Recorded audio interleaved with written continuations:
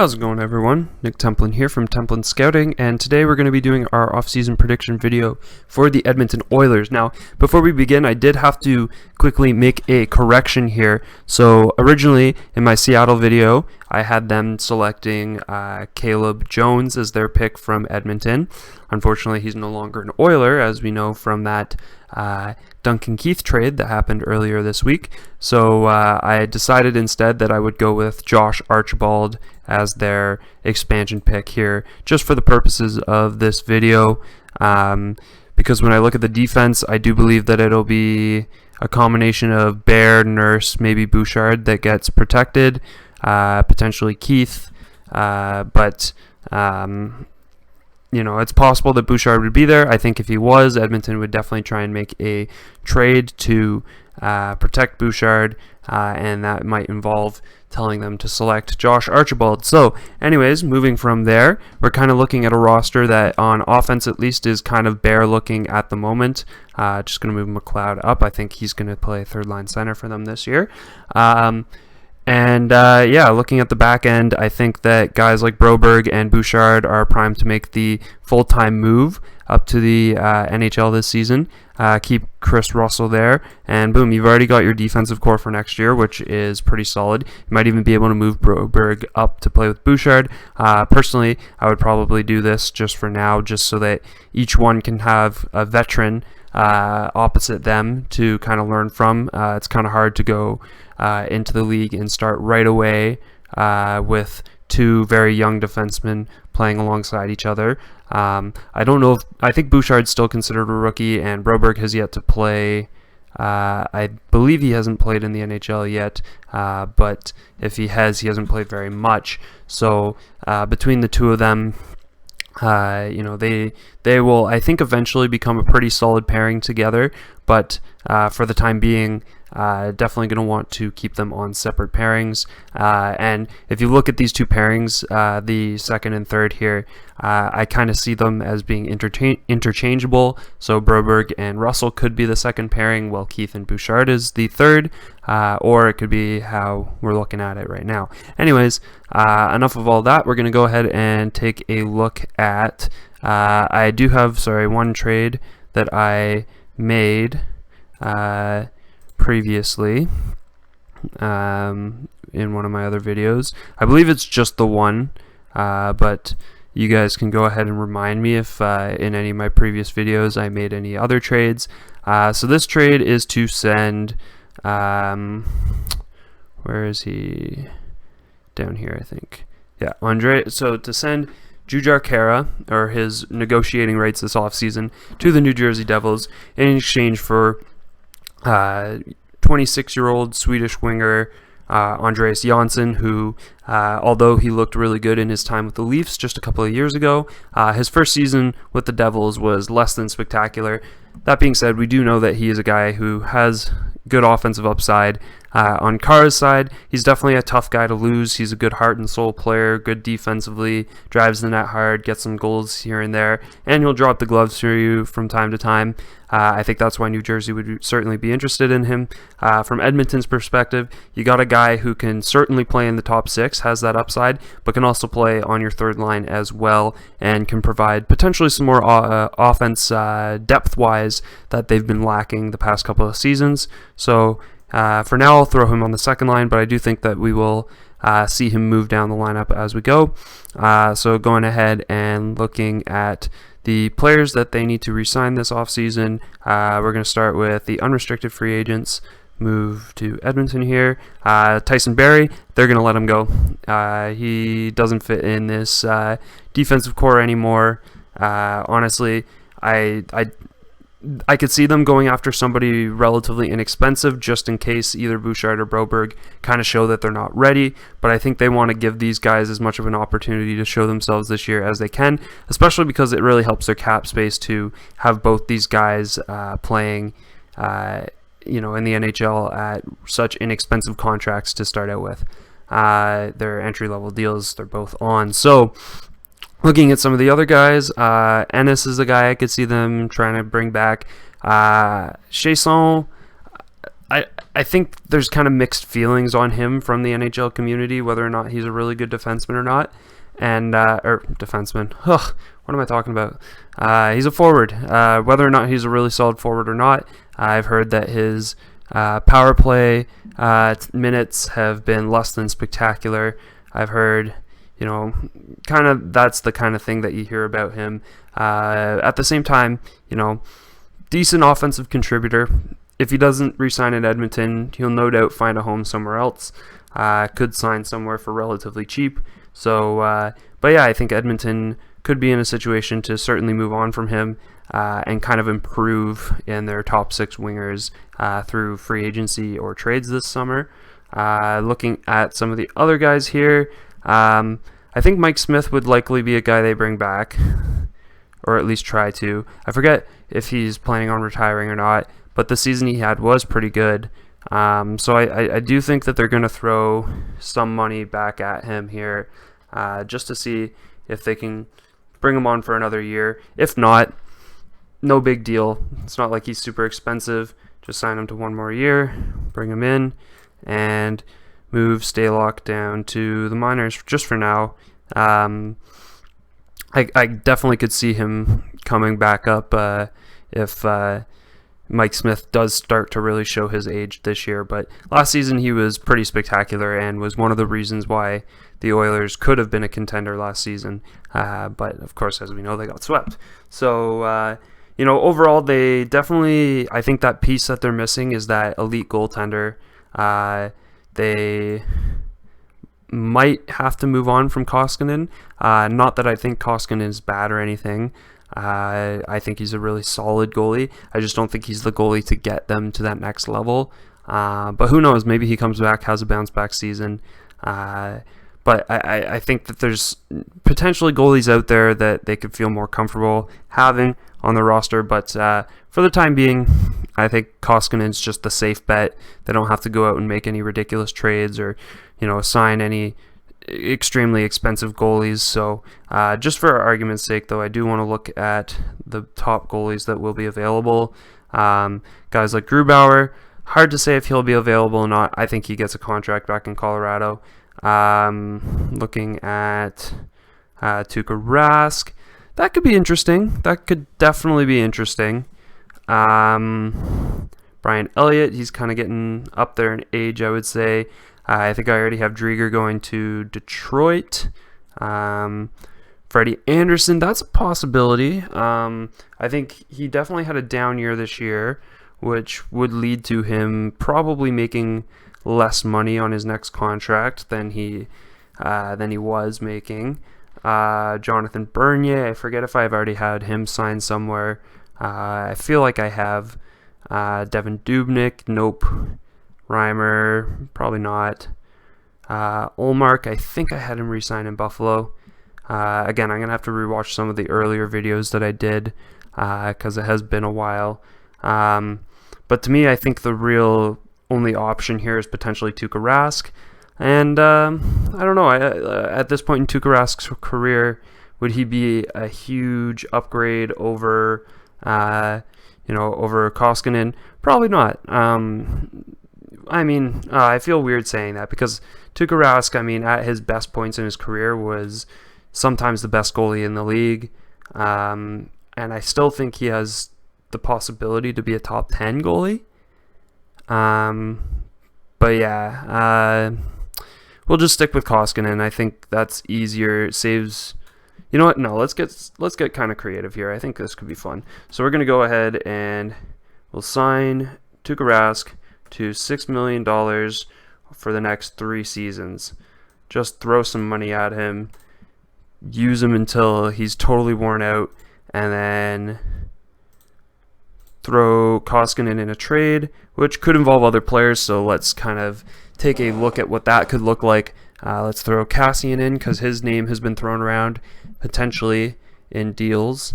And let's take a look at the Pittsburgh Penguins, who, albeit there has been talks about potentially them trading Tristan Jarry to the Oilers, but I think if they do make these moves, then they will be definitely not interested in Jari as a return here. So looking at some of the options, well, I think it would be in the best interest of the Oilers to maybe acquire some draft capital. Maybe not for this upcoming season. It's fine if they want to go all in for the time being, but at least for the next couple of years, they're going to want to have some picks added on there so that they can continue to build a prospect pool, because when you have so much money tied up into two players like they do with McDavid and Draisaitl, it's really important to have players come up on their entry-level deals and be contributors. So acquiring that second-round pick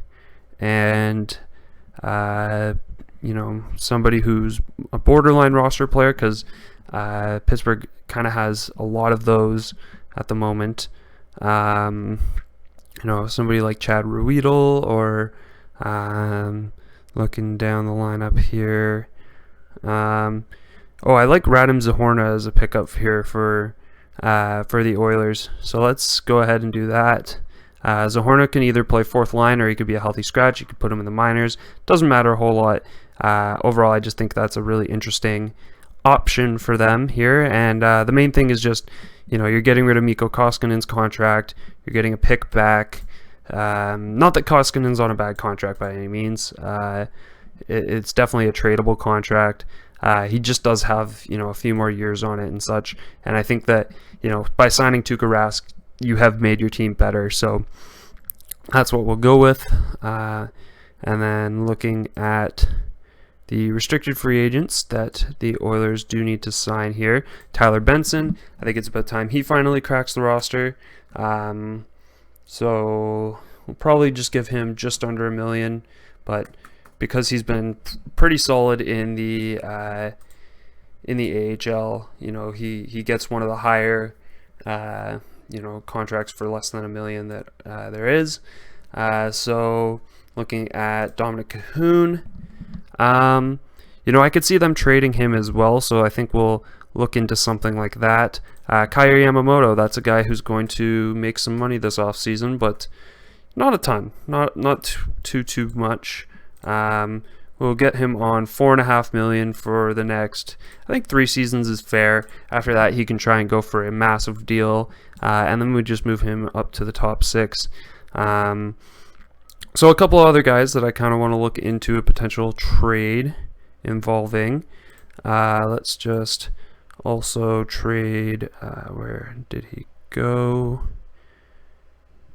Had him just a second ago. Dominic Cahoon, there we go. So try and get a trade going with Dominic Cahoon and James Neal. Might have to trade, or might have to retain some salary on James Neal. If that's the case, really not too big of a deal. He's only got 2 more years left on his contract. Obviously, after acquiring Keith and having Chicago not retain salary, for some people that would be kind of a tough pill to swallow. But let's just take a look here, try and retain about $1 million, just under $2 million of his contract here. So that will become a $4 million contract for whoever does acquire him. So we'll take a look at some of the teams that could potentially make a move like this. It's more so like teams that would be interested in like a player like Dominic Cahoon, who has offensive upside, but probably didn't play as well as the Oilers were hoping for this season. I was going to think of the Knights, but I don't think Neal's going to return to the Knights. I just don't think that makes a whole lot of sense. Capitals is a possibility.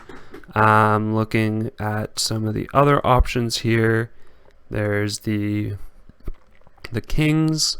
Nope, not the Kings. We've already done the Kings. Colorado, I kind of like. Let's go with Colorado.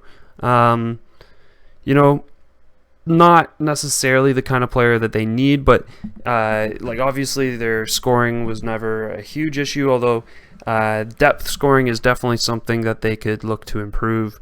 So let's see if they can grab a 3rd round pick, and they might have to take somebody with a little bit of money back, so we'll just take a look at some of the guys that they could potentially trade for. I think Nazem Kadri is interesting, but I don't think this is the kind of deal that they would trade him in. That's something we'll talk about in the video when we go to do Colorado. But yeah, just looking at some of the forwards, personally, if I was them, I would love to target Joonas Donskoi. Don't think he'll be available, especially not in this trade. Looking at some of the other guys, so I wonder a little bit about Valeri Nichushkin, but I do hear people talking about him analytically all the time. So, maybe he's, pretty solid defensively, and that would kind of make this trade a little bit skewed. All right, just looking through here, we might have to look at another team. Yeah, let's look at another team. I don't think we're going to make that one work here. So looking at not Carolina, we could look at kind of tough to find a team at this point. I've gotten through so many of them, and I feel like by the end there's going to be a lot of trades that I wish I made that I forgot to make as I was going through. But yeah, Tampa won't be a possibility. Don't think Toronto would be. So let's go to Washington. Washington seems like a decent landing spot. So they can acquire, try and grab one of the forwards here if they can. Carl Hagelin would be a decent return here. Carl Hagelin and a 3rd round pick for James Neal and Dominic Cahoon. That's something. Now, why would each team want to make this trade? Let's just think about that for a sec. So I think in the case of Edmonton, it opens up cap space while still bringing them in a roster player who can kill penalties and such for them, and has a good physical side to his game and such. Just an end-to-end type player. I remember him being pretty fast. I haven't watched him enough lately to know if he still has that speed, but I'm going to assume that he has got that speed still. And then from Washington's perspective, well, yeah, they're taking on kind of a nasty contract here, but it's a guy who, they do have a lot of shooters like James Neal. But I think what would be more interesting to them is Dominic Cahoon, who can come in and play a solid 3rd line role. I think he kind of fits what Washington looks for in their depth. So overall, I don't think that they'd be too concerned about the Neal contract, considering they only have to have it for 2 seasons and then it'll be gone. And Washington's a team that in general will probably be looking to cut a bit of salary elsewhere anyways, namely in Evgeny Kuznetsov, who it sounds like might be out of the on the way out. So there we go. That's the deal that we're going to go with there. So Carl Hagelin and a 3rd round pick for James Neal with $1.75 million retained, and Dominic Cahoon going in the other direction. So we're going to go ahead and just kind of fill that out here. And then we've got some more moves to make here. So looking at the Oilers restricted free agents, we kind of got all the ones that we wanted out of that. I don't believe we acquired any. We did acquire Zahorna, so let me quickly go ahead and sign him. Zahorna. You can give less than $1 million to him. In fact, could probably go. I'd say that's fair. Let's see. Do I have this right? Yeah, I do have this right. Okay. Sign him for 2 years. He can go on the 4th line for now, but he'll probably end up being a healthy scratch here. We're just going to go ahead and look at somebody to play in the top 6. Now they've got really solid cap space to work with here, and honestly, I'm just looking through here. Nobody who's going to have a massive pay raise coming for them next year. Darnell Nurse, I guess, would be the one. Ethan Bear will get something more, and Puljujärvi a little bit more as well, but I don't think they should be too afraid to break the bank here. I think that this would be a really solid year for them to try and go all in. Another guy that could potentially make the roster next season is Dylan Holloway, so we could look for him potentially to let's take Devon Shore out of the lineup here. We're going to put Dylan Holloway right there, third line right wing. I think Oilers fans would be really excited to see a line of Tyler Benson, Ryan McLeod, and Dylan Holloway as the three of them try to develop together. So let me just take a look at the available free agents here. So looking at, let's take a look on the left wing. I think that's the side that we kind of need to address first. So looking at some of the guys who were the top point scorers last season. So obviously Taylor Hall is an interesting argument to make. I don't think he has any interest in returning to Edmonton. Gabriel Landeskog, for a lot of my videos I've been saying I don't see any way that Colorado won't sign him, but it is apparently sounding like they are pretty far off in negotiations right now, so it'll be interesting to see how that goes going forward. At this point, I still think that the deal will get done, and I think he'll be a little bit too expensive for what the Oilers are looking for. And the perfect fit, Zach Hyman. Absolutely, Zach Hyman is the perfect fit. So I'm going to go ahead and he's going to get $4.5 million. Actually, scratch that, because I think Toronto offered him more, and he's more than that, and he said no. So let's go with like 5.25, like that. So let's just make sure my zeros are right. Yes, they are. On a 4-year deal.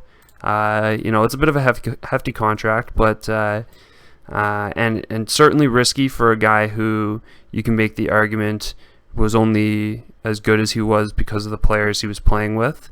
I can definitely see that argument, but at the same time, he's a guy who plays with a lot of heart, drives the net, has the offensive scoring touch, doesn't always need Matthews and Marner to help him get his points. He can get them on his own, certainly. He's playing on a line with two really talented players in Nugent Hopkins and Kairi Yamamoto. I think overall that can be a really good situation for him. And you can even throw him on the right wing, put him on the first line with McDavid and Draisaitl. Like, if you thought he got a lot of points with Matthews and Marner, just wait till you see him on a line with McDavid and Draisaitl. That would be absolutely nuts. I could see him going over 70 points in a year like that. So it's a flexible option for them, and they don't have to feel stuck with him as a top 6 player. He can move down to the bottom 6, play the third line, and just because of his contract doesn't mean he has to be a top 6 guy. You don't have to feel stuck in that. So overall, I think this is a lineup that, with all the pieces kind of gelling together, guys like Holloway, McLeod, and Benson really turning it on. Andreas Janssen kind of finding his old scoring touch. He's a guy that I know right now I have him on the 4th line, but you can play him pretty much up and down the lineup. He is a little bit expensive. If that's a guy that they might want to trade the contract of after the season if things aren't going well and they need to find some space to sign some of their free agents for next year. He won't be too hard to move, I don't think. There'll be somebody out there who would be willing to take him on, because even though he's getting older now, he's going to be 27 after this season. People have seen his upside, they know what he's capable of. It's not the end of the world if you acquire him at $3.4 million and he doesn't perform for 1 year. Then you just release him. That's all it takes. And then you look at the defense now. Obviously Duncan Keith isn't what he was. Defensively, he's been one of the worst defensemen in the league the last 3 or 4 years or so. I even saw a stat that showed that over the past 5 years, his defensive value was the lowest in the NHL, which being lower than Jack Johnson, and I think it was almost 2 times or 3 times lower than Jack Johnson. That's obviously a lot of cause for concern. The Oilers, I really disliked the trade that the Oilers made. Caleb Jones, I think, was already the better defenseman than Duncan Keith. Duncan Keith at this point in his career, obviously, because, in his prime, he's a Hall of Famer. I still think he is, but, he's really fallen off at this point in his career. And even offensively, not contributing the same way that he used to. The legs just aren't carrying him anymore. So his skating isn't what it used to be. But all that being said, the one area that I can see this helping, and it's something that a lot of people in the analytics community will kind of groan over, is the fact that he is a leader. He's a locker room guy, and you're not going to see any of that impact on the ice whatsoever. That's not something that's going to help the team get wins. That being said, it's really going to change the mindset of younger players like Bouchard and Broberg, who certainly need some mentorship coming into the NHL, as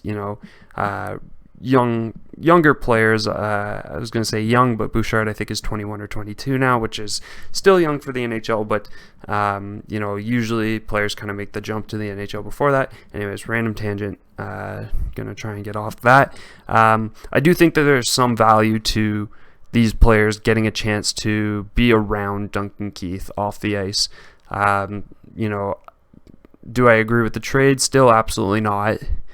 Do I think that Duncan Keith is what they needed to, get past the first round, get to the finals, finally win McDavid that cup that he so deserves? No. I think that move will absolutely blow up in the face of Ken Holland, but, you can definitely see some value to it. And,